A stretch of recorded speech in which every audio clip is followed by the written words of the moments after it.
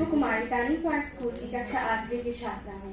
जैसा कि हम सभी जानते हैं, आज हम सब यहाँ आज़ादी के अमृत महोत्सव के अवसर पर भाषण प्रतियोगिता और अन्य कार्यक्रमों के लिए एकत्रित हुए हैं। आज़ादी का अमृत महोत्सव देश के विभिन्न राज्यों में आज़ादी के 75 वर्ष पूर्ण होने की खुशी में मनाया जा रहा है। आप सबका ज़्यादा वक्त न लेते हुए मैं अपना भाषण प्रारंभ करती हूँ। हमारा राष्ट्र ध्वज है हमारे देश की शान, हमारा राष्ट्र ध्वज है हमारे देश की शान, हमारा तिरंगा है हम भारतीयों का सम्मान, हमारा तिरंगा है हम भारतीयों का सम्मान।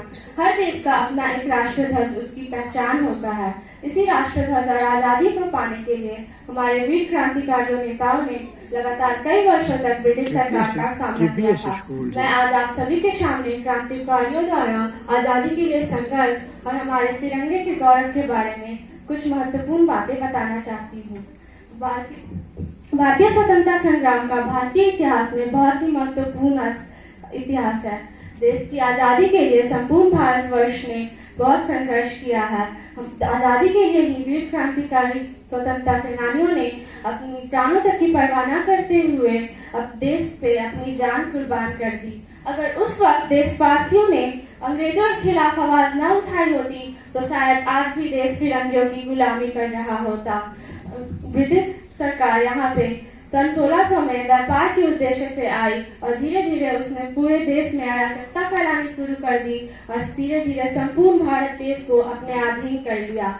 लेकिन ब्रिटिश तानाशाही से तंग आकर देशवासियों ने ब्रिटिश सरकार को भारत से भगाने का और ब्रिटिश शासन को खत्म करने का फैसला लिया। सन 1857 में एक भारतीय सैनिक मंगल पांडे द्वारा प्रथम भारतीय स्वतंत्रता संग्राम की शुरुआत हुई। यह संग्राम ब्रिटिश सरकार के विरुद्ध एक महान घटना थी। यह संग्राम आकस्मिक नहीं था बल्कि शताब्दी के भारतीय असंतोष का नतीजा था।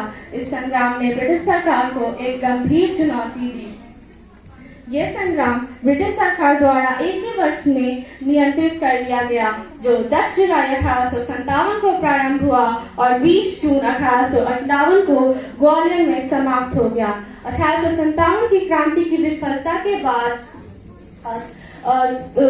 ब्रिटिश सरकार का भारत में शासन लड़खड़ाने लगा। एक के बाद एक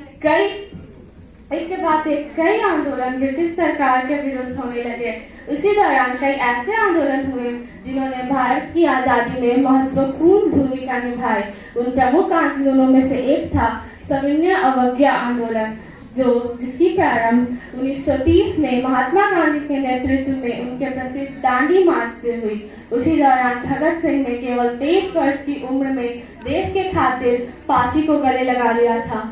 लाला लाजपत राय की मौत ने उन्हें ब्रिटिश शासन के खिलाफ उत्तेजित किया था और 23 मार्च 1931 की रात उन्हें सुखदेव और राजगुरु के साथ फांसी पर लटका दिया गया था। इसके बाद सन 1942 में भारत छोड़ो आंदोलन ने भारतीयों की उम्मीदों को एक नई किरण दिखाई, लेकिन ये आंदोलन भी विफल रहा। लेकिन इस आंदोलन ने ब्रिटिश शासन की हुकूमत पर गहरी चोट डाली। इसके बाद अंग्रेजों ने समझौते पर हस्ताक्षर करके भारत छोड़ने का फैसला ले ही लिया और 15 अगस्त 1947 को हमारा देश भारत पूर्णतः अंग्रेजों के शासन से स्वतंत्र हो गया। तो हमारे पूर्वजों द्वारा अंग्रेजों के खिलाफ आज़ादी के संघर्ष के दौरान जब 22 जुलाई 1947 को संविधान सभा की एक बैठक में हमें हमारा राष्ट्र ध्वज तिरंगा मिला तो पूरी सभा में तालियों की गड़गड़ाहट से गूंज उठी। 3 रंगों में भारत देश को पिरोने वाले इस तिरंगे का निर्माण आंध्र प्रदेश के पिंगली वेंकैया द्वारा किया गया है।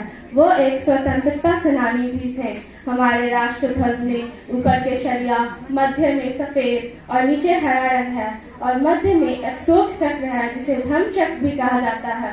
केसरिया रंग साहस और शक्ति को दर्शाता है, बीच का सफेद रंग शांति और सत्य को दर्शाता है, जबकि नीचे का हरा रंग देश की खुशहाली और हरियाली को दर्शाता है। तिरंगे में मौजूद अशोक चक्र जिसमें 24 तीलियां हैं और वो नीले रंग का है, वो भारत देश की प्रगति को दर्शाता है। इसे 3वीं शताब्दी के राजा अशोक द्वारा बनवाए गए सारनाथ मंदिर के स्तंभ से लिया गया है। मेरी आप सभी से अनुरोध है कि तिरंगा हमारे देश का शान है, मान है, सम्मान है। हमें तिरंगे की सम्मान और प्रतिष्ठा की हिफाजत करनी चाहिए। और अपनी वाणी को विराम देने से मैं आप सभी से कहना चाहूँगी कि हमें भी आज़ादी के संघर्ष से सीख लेनी चाहिए और अपने देश के प्रति त्याग भावना हमेशा ही हृदय में बनाए रखनी चाहिए। जय हिंद, जय भारत।